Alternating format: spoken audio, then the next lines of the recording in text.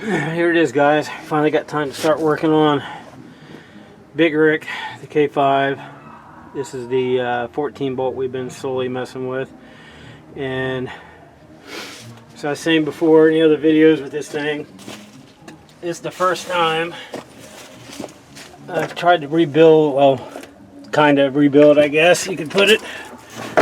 It's not a full rebuild, but it's the first for me. So like I was saying before, we always just, whenever we had an issue, blew one, stripped the pinion, a ring, whatever, just went to the junkyard, found one with the right gear, unbolted it, slid it out, slid the replacement in, and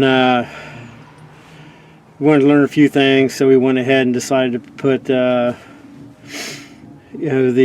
to change the yoke so far, the crush sleeve eliminator we replaced. It's got the Detroit locker in it. So I got the gear marking compound. Went to spin it before I marked everything to see, because I thought I had the backlash set really close. Everything was real stiff. Instead of being, I think it called for 20 to 25 pounds max or something like that, turning it to pinion. It shopped almost 40, but it has been sitting out here for like a month. So I thought, well, maybe they had something to do with it. Got in here, started looking, and couldn't get no backlash anywhere, but I'm pretty sure I had these caps backwards. Get this up here. Pretty sure I had these caps backwards. You can see how they, this side's flat. Get it down where you can see this side's flat, this side tapers. I didn't think nothing about that when I put them in. Thank God I didn't torque the hell out of it. But inside the housing, I don't know if you guys can see it. I'm like kind of away from the camera, but inside the housing right here, it has an arch in it. So I'm pretty sure, because it looked like, yeah, you can see on there on this, the flat side that was against the housing. You can see on there where it's shiny, where it was definitely, it looks like it was definitely hitting the housing. So I'll flip it around and then try again. I guess you learn by your mistakes, right? Just glad I seen it, realized it now before I threw it all back together. So I had to back everything back off. Well, not the pinion, but as far as the center section or the ring gear and everything, the caps. So yeah, I had to do all of them so I could try to readjust the backlash on the pinion. So the other cap, I got it the same way. It's the flat sides against here when it should be the I'm about positive it should be the opposite direction. So I'll get these two switched around and see if we can set the backlash on it, and we'll go from there. Alright, we got the cap switched around. Kind of got the back to where it seems like it's close. Close enough. Now, oh, come on. This stuff. And I hope it sticks. It's like 29 freaking degrees out here. Freezing balls. But I'm tired of waiting. So let's see what we got here. This is a first, so bear with me. Guy I talked to said do smear it on, do 4 or 5 teeth. One thing I was thinking about after I got it all back together, wish I'd have done, was put, which, I don't know, I guess kind of has it on it, the, ooh, that's a lot, the pinion bearing. I guess I did lube them, but I didn't, I guess. They was saying I should have put some kind of lubricant on it so it wasn't sitting in there fully dry, which I guess I kind of did, I reckon. I don't know. I mean, it's just lubricant in a can. So I mean, I didn't put them in technically dry.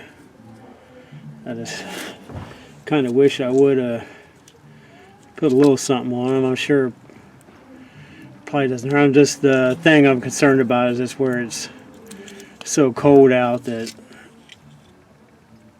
when everything starts moving, will it affect them being dry until the ring gear, splatters grease up around the housing, through the chamber, and down onto the pinion bearing.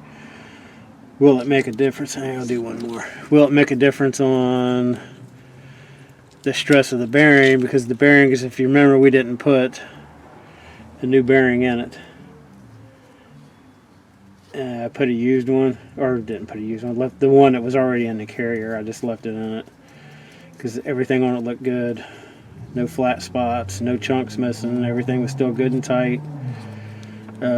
Both end bearings, all the pinion bearings, the straddle bearing, everything looked good. So we left it. And so I figured worst case scenario, take it apart, put new bearings in it. Now on these adjusters I used to spin them here, so on the 14, how you take them in and out, to get the backlash, all that hoopla. I used a torque wrench. It's a 5mm.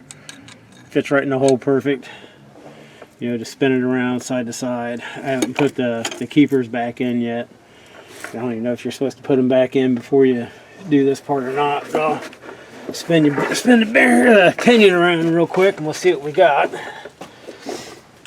Give her a few turns. You see it? Let me see. Yeah, you can see it.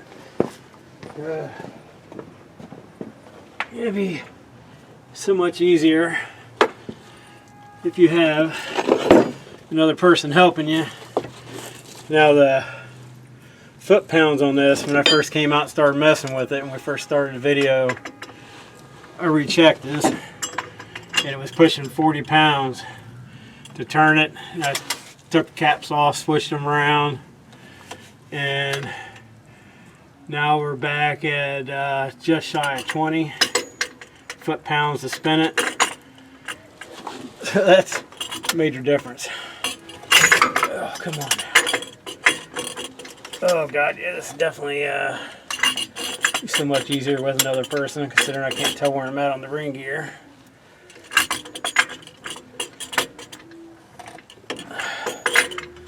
That's okay. Give her a few turns and I'll check it and see where we're at on the paste. See what we got. Okay, I would hope it would have spun around by now. Okay. Let's see where we're at. Nope, gotta turn a little more. Just bear with me here. One man show is making it kind of a handful. Oh, come on. I'll definitely be glad to get this done. Oh, damn. It's going to take a few more turns than what I thought.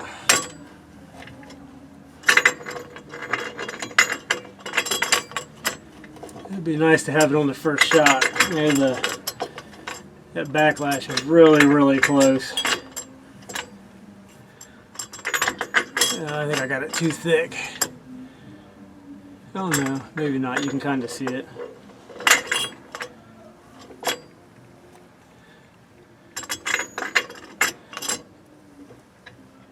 Okay, let's take a look and see what we got.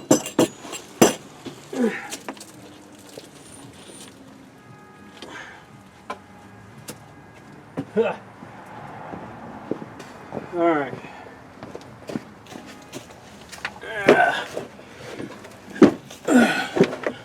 Let's see.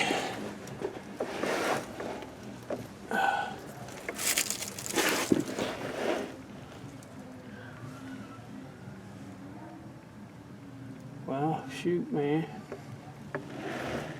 I can't see jack. Well, I think we got it.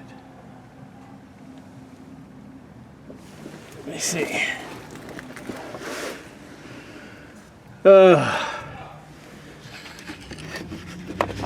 Okay. I'm definitely not a professional here, so. But the top one looks like it's right in center in that one. That one you can, I think I put the paste on too thick. You can see right down. I don't know if you can see it. I can see it through here. I don't know if you can see it on the camera, but you see where the paste is pushed down. It's like everything's roughly centered. So good, I guess. Yes, I mean it's just enough backlash. So it doesn't look like it's riding high. Looks like it's down towards the center. And maybe I'll wipe that off and put a thin coat on and run it around again. Just to double check. Alright, I'll do that and I'll see what the outcome is. Alright, so I think we got it. Oh, at least I hope. So wiped it out, went around again. It still looks like it's hitting center. Shined the light in on the pinion. Pinion looks like it's center. So I'm not the 14 bolt expert, but I'm calling it good. And the only thing I got left, I got to get these little doodads put back in. Hopefully they line up. But as far as the center section, pinion bearing, not pinion bearing, but the crush sleeve, yoke, all that hoopla. God, I hope it's done. I haven't tried the U-joint yet.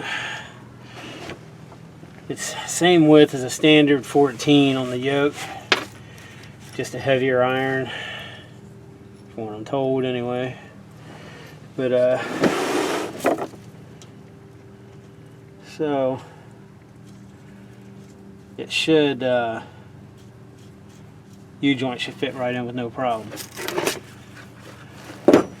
God, I hope. I'm tired of fighting with this dog. You know, the the foot pounds on these. I can't remember what they were. So we're just going to make them tight.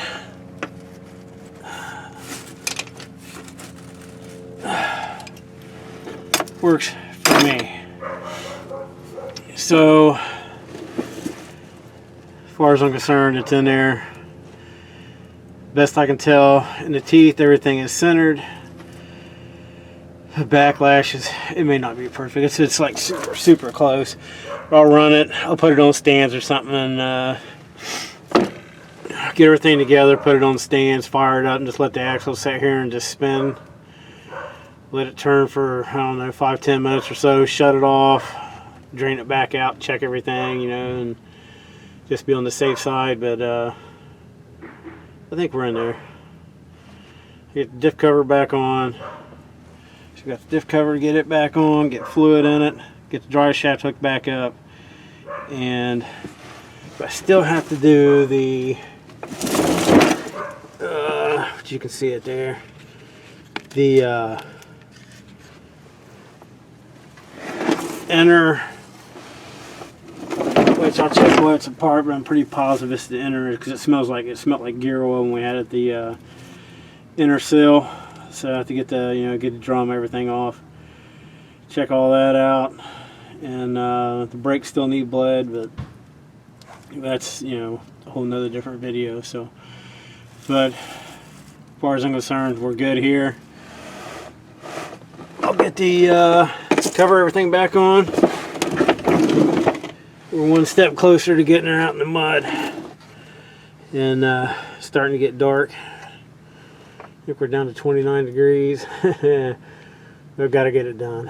Alright, I'm going to get this thing all buttoned up And thanks for watching. Please, if anybody has any comments, post them on there. Do you think I'm doing this right, doing it wrong, should have done something different? I definitely appreciate the advice. Looking forward to reading it. Thank you for watching. Alright, I couldn't help myself. Had to try the drive shaft. Perfect fit. Still need to tighten it up. It's definitely gotten dark out. It's freezing cold. And it's perfect fit. Just got to tighten up the straps. You can see here. That's what I love about it, is it done away with the factory GM junk straps. Put the U-bolt style in. Perfect fit. So it's definitely the same as the original GM pinion.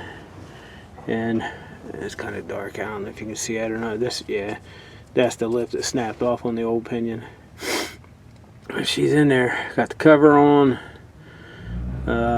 All snugged up. Drive shaft's back in. I still got to tighten the bolts up. Actually, I got to spin it around with the pinion guard on it. It makes them kind of tough to get to if you try to tighten them up with it on here. So I have to spin it around to get to each one. A couple holes on it I guess I could go through, but the bottom one on the opposite side, I can't even get the nut on it. So I have to turn it to get that nut on. But it's about in there. So that'll definitely be it for tonight. I am freezing. Just glad that I couldn't help myself. I had to see the dry shaft fit, so it's in. Thanks for watching. I go to do the see what's next. Well, I gotta make sure I put fluid in it. Get the driver's side tire off and see what's going on. Much long after that, we'll have it out on the trails. Thanks for watching.